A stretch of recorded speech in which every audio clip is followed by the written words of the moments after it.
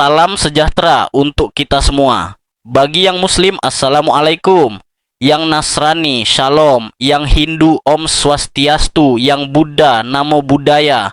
Dan untuk semuanya, salam kebajikan. Ini cuma cerita fiksi, kalau ada kesamaan nama dan tempat mohon maaf. Yuk, langsung aja.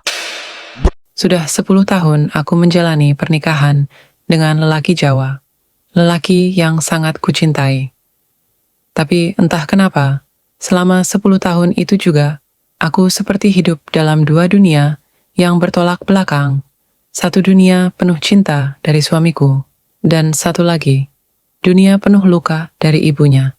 Aku masih ingat jelas hari pertama aku menginjakkan kaki di rumah mertuaku di Jogja. Semuanya tampak tenang dan damai. Rumah besar dengan halaman luas. Angin sore yang berhembus lembut membawa aroma bunga kenanga. Tapi ada satu hal yang membuat hatiku tercekik. Sejak langkah pertamaku, tatapan dingin dari seorang wanita tua yang duduk di teras dengan kain batik yang dilipat rapi di pangkuannya. Dialah ibu mertuaku, dan sekaligus orang yang sejak hari itu seolah menjadi musuh dalam diam.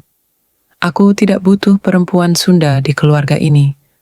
Kalimat itu tak pernah keluar dari mulutnya secara langsung di hari pertama. Tapi aku bisa membacanya dari sorot matanya yang tajam, dari cara dia menepis salamku, dan dari senyuman palsu yang ia tarik di bibir hanya karena ada Bayu di sana. Aku pikir semua itu akan mencair seiring waktu. Aku percaya, jika aku bersabar, jika aku menunjukkan ketulusan hatiku, cinta akan menyatukan segalanya. Tapi ternyata, cinta tidak cukup. Tidak untuknya. 10 tahun berlalu, dan setiap tahunnya seperti mengulang mimpi buruk yang sama. Lebaran, dia tidak pernah memintaku duduk di sampingnya. Saat makan bersama, lauk yang kubuat tidak pernah dia sentuh. Kalau aku membawa oleh-oleh dari Bandung, dia langsung memberikannya ke tetangga dengan alasan tidak cocok di lidah Jawa. Perempuan Sunda itu keras kepala, tidak tahu unggah-ungguh. Kau pikir dengan senyum manismu, kau bisa mencuri anakku dariku? Begitu katanya saat Bayu tidak ada di rumah. Aku hanya bisa terdiam, menahan air mata yang mengalir diam-diam, dan bertanya dalam hati, apa salahku? Hanya karena aku berbeda suku. Tapi ini bukan cerita sedih tentang perempuan yang menyerah. Ini adalah kisah tentang perjuangan cinta yang harus melawan luka karena perbedaan. Tentang seorang menantu yang dihina karena asalnya. Tentang seorang istri yang bertahan di tengah badai. Dan hari ini, setelah 10 tahun, aku akan menceritakan semuanya. Dari awal hingga akhir. Karena mungkin di luar sana ada perempuan lain yang sedang menghadapi luka yang sama. Dan mereka harus tahu, mereka tidak sendiri. Namaku Nisa Sari. Aku lahir dan besar di Bandung. Sejak kecil, aku dididik dalam keluarga yang menjunjung tinggi nilai kesopanan, kehangatan, dan saling menghormati. Aku perempuan Sunda yang mungkin terlihat lemah lembut dari luar, tapi di dalam hatiku, aku punya kekuatan untuk bertahan, bahkan ketika dunia seakan ingin menjatuhkan. Aku bekerja sebagai guru TK ketika pertama kali bertemu Bayu, lelaki Jawa yang datang merantau ke Bandung untuk bekerja di perusahaan konstruksi. Sosoknya sederhana, santun, dan menenangkan. Tidak butuh waktu lama bagiku untuk jatuh cinta padanya. Bukan karena parasnya, tapi karena caranya memperlakukan orang-orang di sekitarnya. Saat kami mulai menjalin hubungan, aku tahu ada perbedaan budaya yang besar di antara kami. Tapi aku tak pernah menyangka bahwa perbedaan itulah yang kelak akan menjadi luka paling dalam hidupku. Bayu adalah pria Jawa yang sangat menjunjung tinggi nilai adat. Ia lahir dari keluarga tradisional yang masih menjaga budaya dan tata krama Jawa dengan sangat ketat. Ibunya, Bu Sumarni, adalah perempuan Jawa tulen yang sangat keras dalam memegang prinsip. Anak harus patuh pada orang tua, perempuan harus tahu tempatnya, dan yang paling penting, perempuan Jawa lebih pantas untuk mendampingi lelaki Jawa.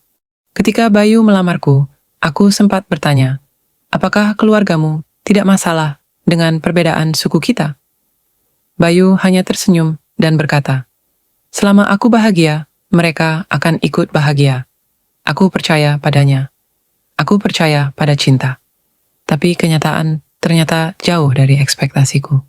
Hari lamaran, keluargaku menyambut hangat keluarga Bayu. Tapi dari pihak mereka, hanya ayah dan satu bibi Bayu yang datang.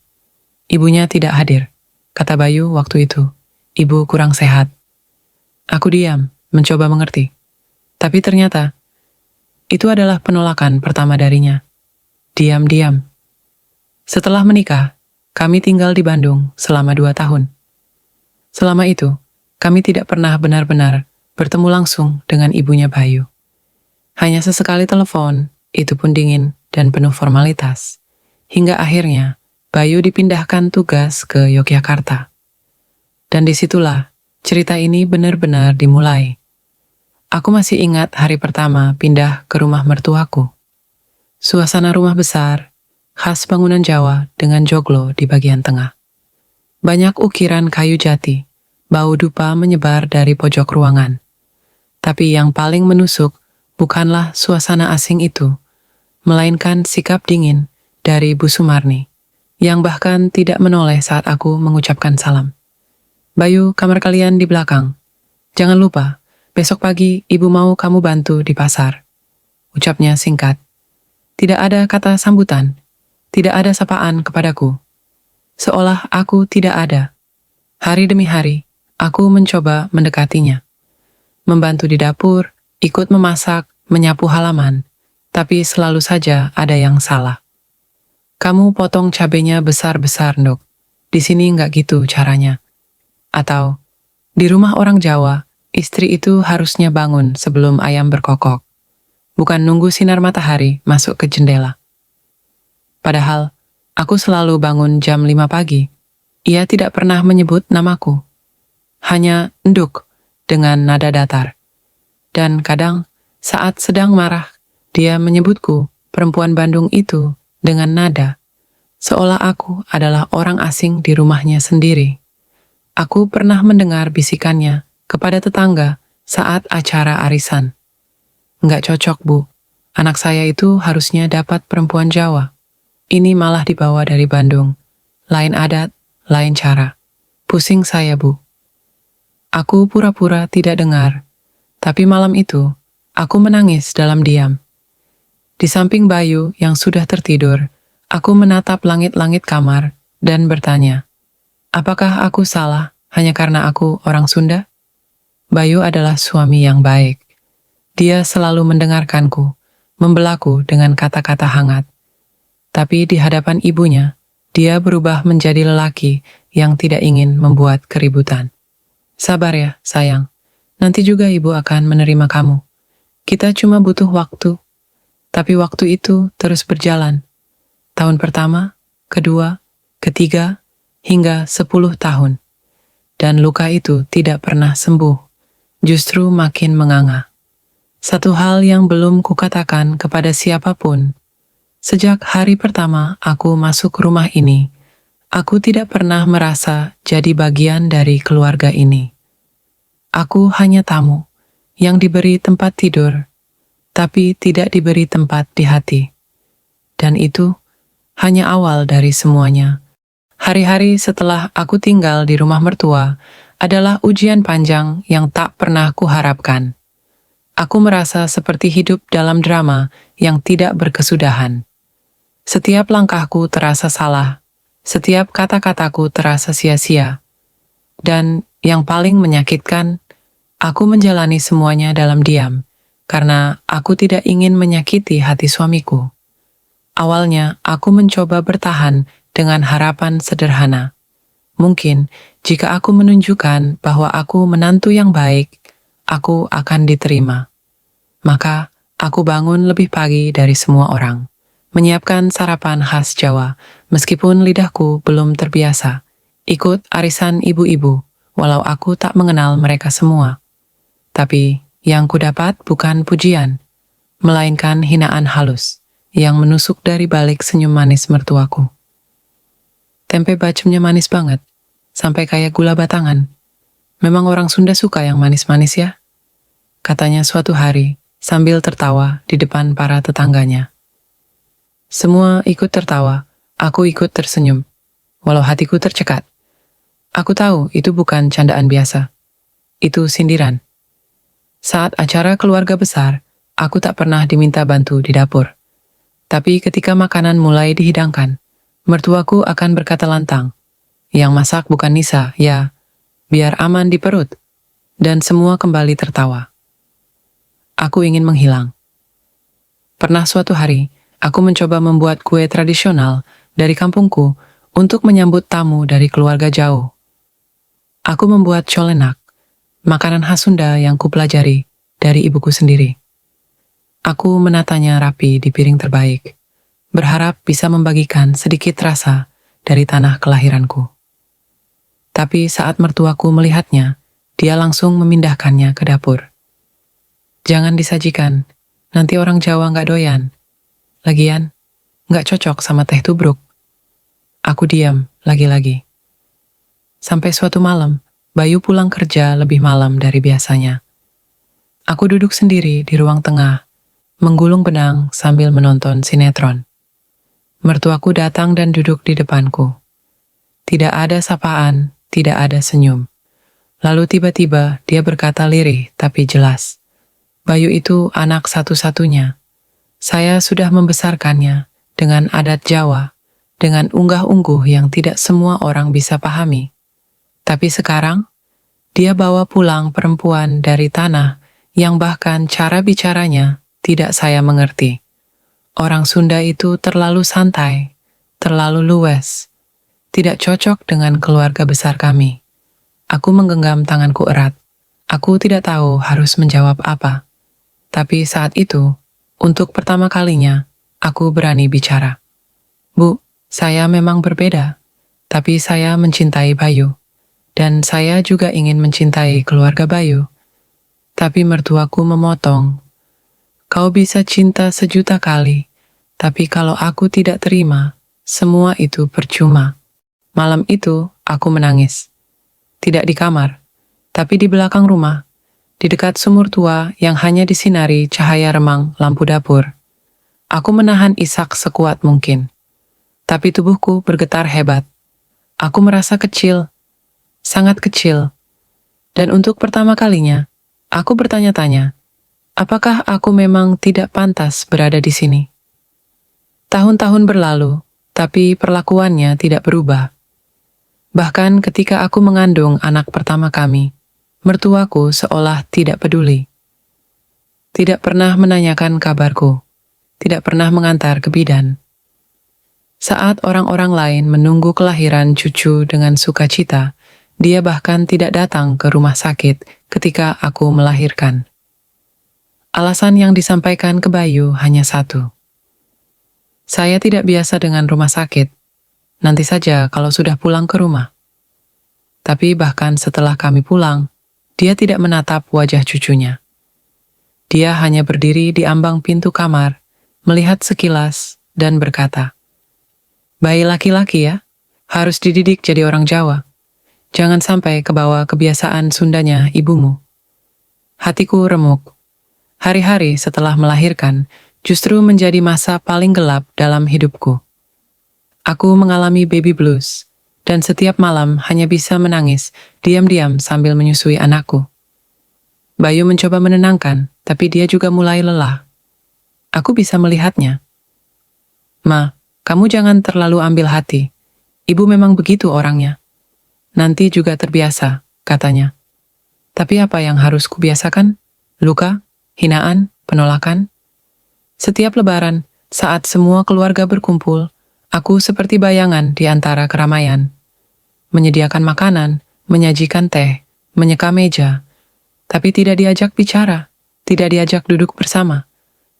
Semua orang seolah tahu, tapi tidak berani menegur mertua. Dan aku masih terus berpura-pura kuat, karena aku tahu kalau aku menyerah, semua akan menyalahkanku. Itu karena dia orang Sunda, makanya nggak bisa tahan. Aku tidak ingin memberi mereka alasan untuk membenarkan kebencian itu. 10 tahun. 10 tahun aku hidup sebagai tamu dalam rumah suamiku sendiri. Dan luka itu sudah terlalu dalam untuk kusembunyikan lagi. Langit Yogyakarta gelap sejak pagi. Awan hitam menggantung dan angin bertiup pelan tapi dingin. Ada firasat tak enak di hatiku sejak subuh. Anakku, Arka, yang baru berusia 5 tahun, terlihat pucat. Biasanya dia anak yang aktif dan ceria. Tapi pagi itu dia hanya terbaring, menggeliat lemah, dan menolak makan. Tubuhnya panas, sangat panas. Aku panik. Aku peluk tubuh mungilnya yang hangat seperti bara, dan segera membangunkan Bayu. Mas, Arka panas banget. Ini nggak biasa. Kami bergegas ke klinik terdekat. Dokter menyarankan untuk langsung ke rumah sakit. Suamiku menyalakan motor dalam keadaan panik, dan aku memeluk Arka erat-erat dalam perjalanan yang terasa sangat panjang, padahal hanya 10 menit. Di rumah sakit, dokter segera membawa Arka ke ruang tindakan. Aku berdiri kaku di depan pintu. Bayu memegang bahuku, tapi aku bisa merasakan tangannya gemetar. Air mataku jatuh, satu persatu, tanpa suara. Setelah 1 jam, dokter keluar. Anaknya harus dirawat, Bu. Ada tanda-tanda demam berdarah. Trombositnya sangat turun.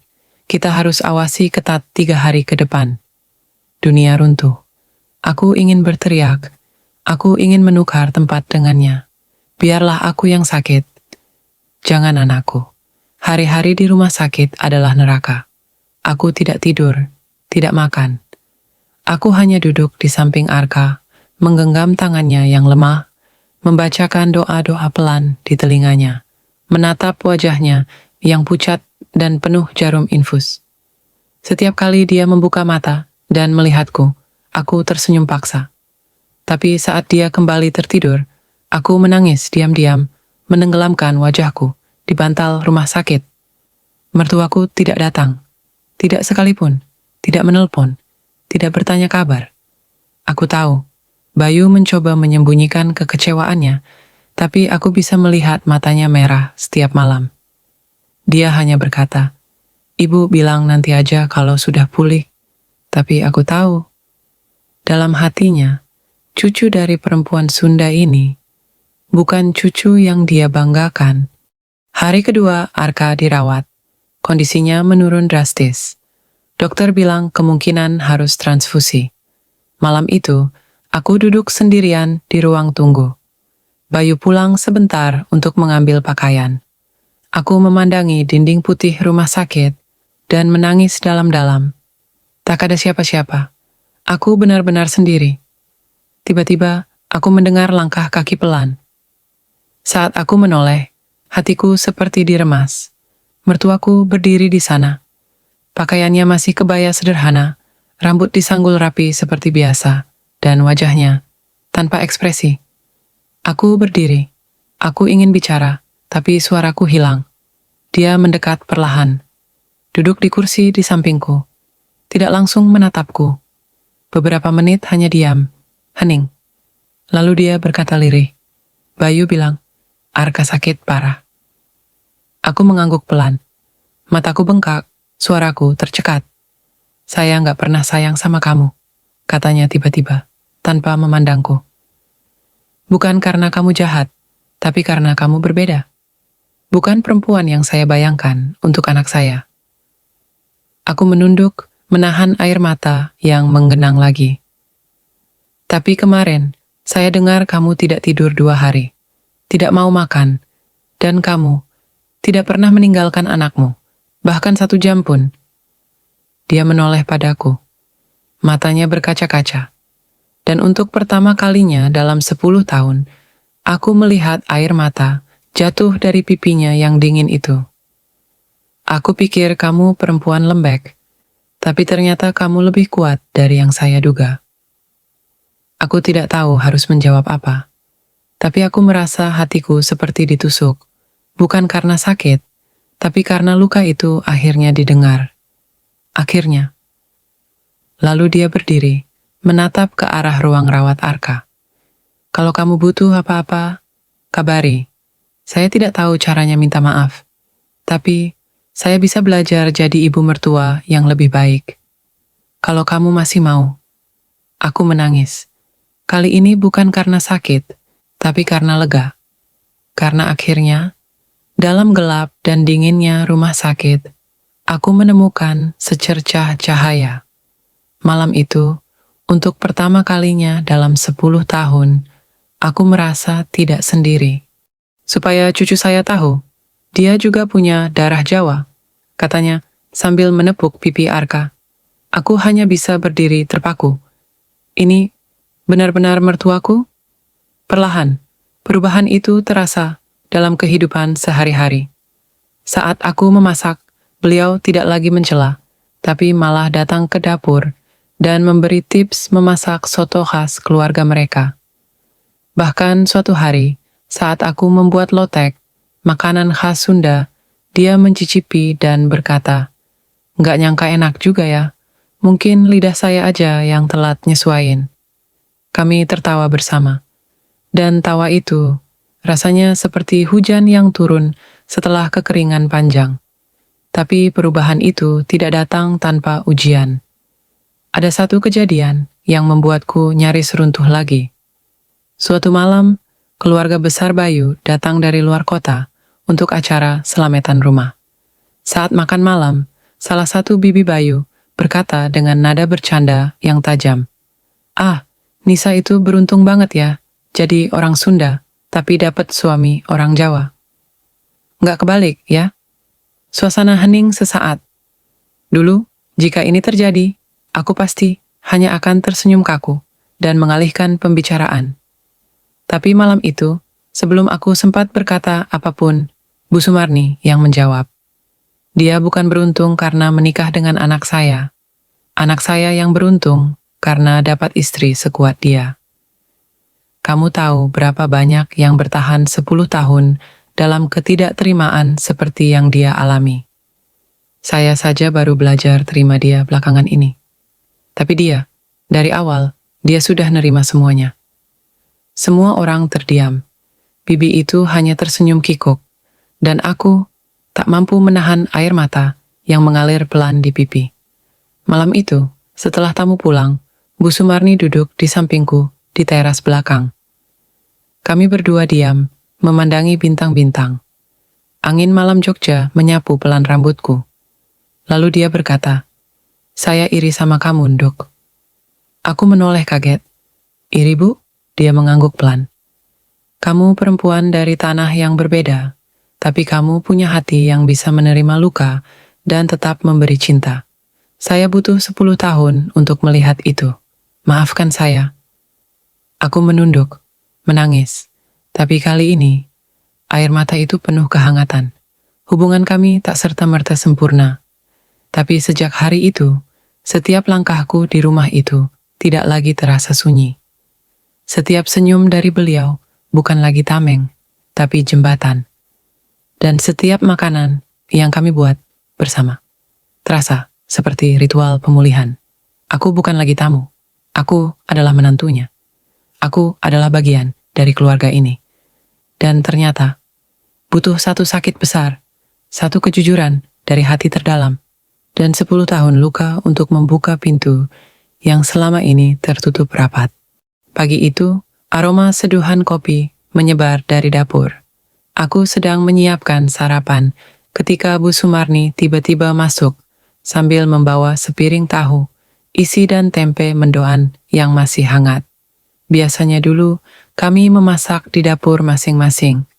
Aku di sebelah kiri, dia di kanan, tanpa bersentuhan. Tapi hari itu berbeda. Kami memasak bersama. Kami tertawa karena aku memotong daun seledri terlalu besar. Dan dia mengejekku, "Kayak motong rumput aja, Nduk." Aku tertawa geli. kami tertawa bersama.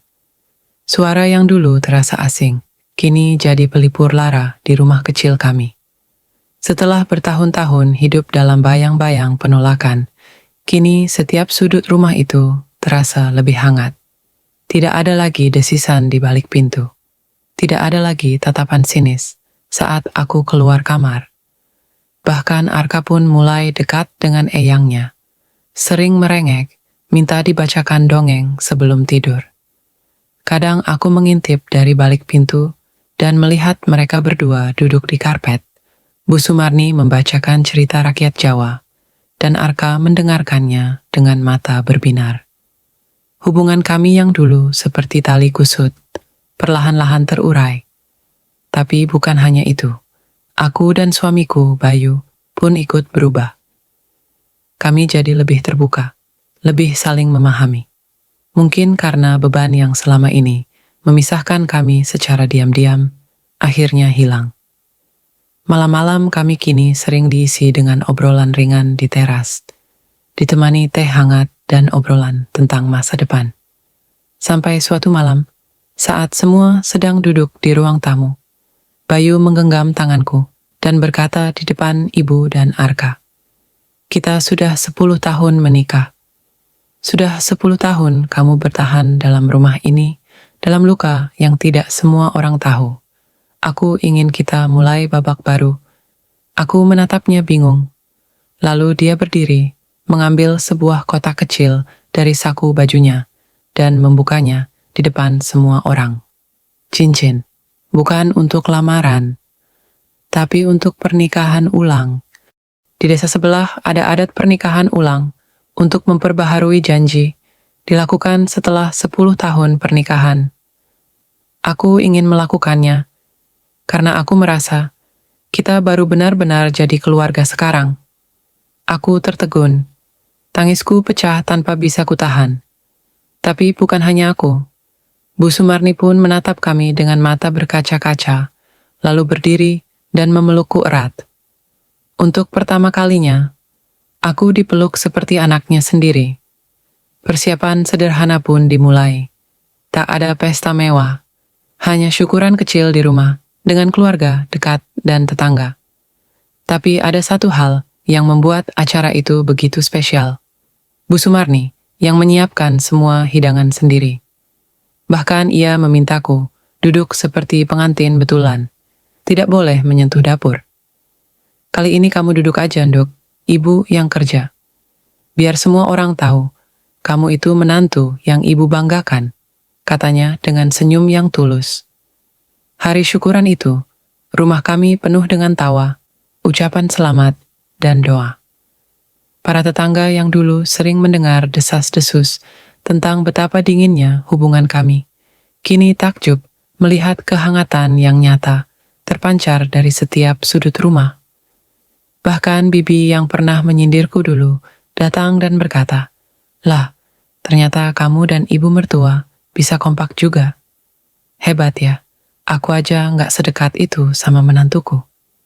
Aku tersenyum sambil menatap Bu Sumarni yang duduk tak jauh dari kami, mengupas salak sambil tertawa kecil. Tidak perlu balas dendam, tidak perlu sindiran. Senyumku hari itu adalah kemenangan yang paling indah. Malamnya, setelah semua pulang, aku dan Bayu duduk di beranda rumah. Langit penuh bintang, Arka tertidur lelap di kamar. Bayu menggenggam tanganku.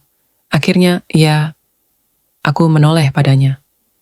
Akhirnya, kita bukan hanya pasangan, tapi keluarga. Dia mengangguk, lalu menatapku penuh cinta, dan aku sadar, kadang kebahagiaan memang datang terlambat. Tapi saat ia datang, ia menambal semua luka dengan cara yang tidak terduga. 2 bulan setelah acara syukuran pernikahan ulang kami, rumah terasa lebih hidup. Pagi-pagi, suara Bu Sumarni dan Arka sudah menggema dari halaman belakang. Mereka menanam cabai dan tomat bersama. Kadang Arka tertawa, lepas saat tangannya kotor oleh tanah, dan Bu Sumarni hanya tertawa sambil menyodorkan air untuk mencuci tangan. Namun, di balik semua kehangatan itu, Ada luka lama yang sesekali masih menganga. Aku menyadarinya ketika suatu malam aku menemukan Bu Sumarni duduk sendiri di teras, menatap langit tanpa suara. Wajahnya murung dan matanya sembab. Pelan-pelan aku duduk di sampingnya, tak berkata apa-apa. Hanya diam, mencoba memahami. Setelah beberapa lama, dia berkata lirih, "Ibu sebenarnya masih dihantui rasa bersalah." Aku menoleh. "Bersalah kenapa, Bu?" Dia menunduk. 10 tahun anduk. 10 tahun ibu menutup pintu hati. Ibu tahu kamu baik, kamu tulus. Tapi ibu terlalu keras kepala. Terlalu percaya pada perbedaan budaya yang katanya tak bisa menyatu. Padahal nyatanya, kamu yang paling kuat di rumah ini. Aku memegang tangannya, hangat dan gemetar. "Saya sudah lama memaafkan, Bu." Dia menggeleng. "Kamu memang sudah memaafkan, tapi ibu belum bisa memaafkan diri sendiri. Kamu tahu, waktu kamu keguguran dulu, ibu sengaja nggak datang ke rumah sakit. Ibu takut hati ibu luluh kalau lihat kamu nangis. Padahal harusnya, saat itu, kamu nggak butuh siapa-siapa selain keluarga. Tapi malah ibu yang menutup pintu rumah dan hati." Dadaku sesak. Luka yang sudah lama kukubur tiba-tiba muncul lagi. Keguguran pertama kami, yang terjadi di tahun ketiga pernikahan, adalah momen terkelam dalam hidupku. Dan ya, saat itu, aku hanya berdua dengan Bayu. Tak ada pelukan dari ibu mertua. Tak ada sapaan atau kunjungan, hanya keheningan. Air mataku jatuh tanpa bisa kutahan, tapi aku memaksakan senyum. "Saya tahu, Bu. Saya ngerti. Mungkin waktu itu belum saatnya kita dekat." Dia menoleh, menggenggam tanganku. "Tapi sekarang, ibu nggak akan kemana-mana. Ibu janji, mulai sekarang ibu mau menebus semuanya. Entah itu lewat cucu atau lewat hari-hari yang kita punya." Aku memeluknya. Pelukan yang dulu selalu kaku, kini berubah menjadi pelukan yang hangat. Tapi saat itu juga aku sadar, meski kami sudah saling memaafkan, bekas luka tak serta-merta hilang. Ia tetap ada, membekas. Tapi itulah yang membuat hubungan kami lebih nyata, lebih manusiawi. Beberapa minggu kemudian, aku dan Bayu memutuskan untuk mengunjungi makam anak pertama kami, yang dulu aku kehilangan saat usia kandungan menginjak 5 bulan. Kami membawa bunga, dan untuk pertama kalinya, Bu Sumarni ikut. Di depan batu nisan kecil itu, Bu Sumarni berdiri dalam diam. Lalu ia berlutut, menyentuh tanah pelan-pelan. "Maafkan Eyang, ya nak," bisiknya. Eyang dulu belum tahu caranya jadi ibu yang baik, apalagi jadi Eyang yang bisa menguatkan. Tapi kamu tetap cucu Eyang, walau hanya sempat hidup dalam perut ibumu. Aku menangis, pelan tapi deras. Dan dalam tangisan itu, aku merasa luka kami perlahan disembuhkan. Bukan dihapus, tapi diterima. Diterima sebagai bagian dari perjalanan kami. Karena cinta sejati, bukan yang tanpa luka, tapi yang mampu bertahan dan tumbuh di tengah luka-luka itu. 3 tahun setelah semuanya, di rumah kami selalu dimulai dengan suara tawa. Arka kini sudah duduk di bangku SD, dan setiap hari ia berangkat sekolah diantar Bu Sumarni, yang dengan bangga mengenakan kebaya dan payung kecil sambil berjalan menyusuri gang. Warga kampung sudah tak heran lagi melihat kedekatan kami, yang dulu sering digosipkan renggang, kini disebut keluarga paling hangat di RT. Hubungan kami tidak sempurna. Kami masih kadang berbeda pendapat, kadang masih ada celetukan kecil bernada Jawa yang tidak ku mengerti sepenuhnya. Tapi sekarang aku tahu, bahasa cinta tidak butuh kesamaan suku, hanya butuh keberanian untuk membuka hati. Suatu sore, saat aku dan Bu Sumarni duduk di beranda sambil menyiangi sayur, dia tiba-tiba berkata, "Ibu sudah tua, Nduk, tapi ibu nggak takut lagi?" Aku menoleh.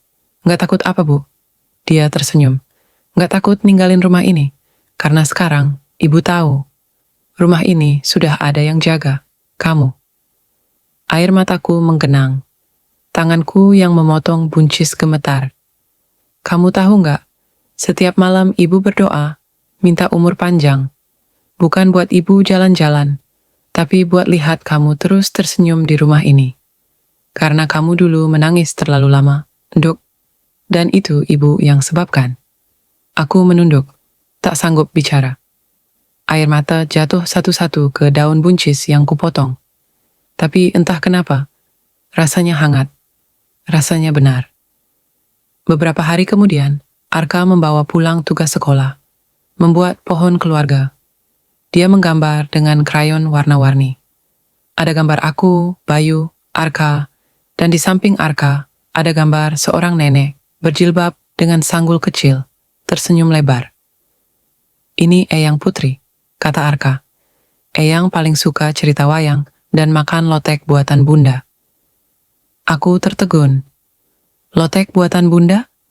Arka mengangguk mantap. Eyang bilang, walau kamu orang Sunda, kamu bisa bikin masakan Jawa lebih enak dari orang Jawa. Kami semua tertawa. Tapi dalam tawa itu, hatiku bergetar. Aku bukan hanya menantu. Aku bukan hanya istri. Aku bukan hanya orang yang bertahan dalam perbedaan selama 10 tahun. Aku adalah bagian dari rumah ini. Dan akhirnya, setelah bertahun-tahun, aku tahu rumah bukanlah tempat di mana kamu lahir, tapi tempat di mana hatimu diterima, disayang, dan dihargai, dengan cara paling jujur dan sederhana. Sore itu, saat matahari mulai turun dan langit berubah jingga, aku, Bayu, Arka, dan Bu Sumarni duduk di halaman kecil rumah kami. Kami makan bersama, bercanda, dan menikmati angin sore yang lembut. Aku menatap mereka satu persatu, lalu menatap ke langit. Dalam hati, aku berbisik, Tuhan, terima kasih. Aku pernah dibenci, tapi kau ajarkan aku untuk tetap mencintai. Dan kini, kau gantikan luka itu dengan cinta yang lebih indah dari apapun yang pernah kubayangkan.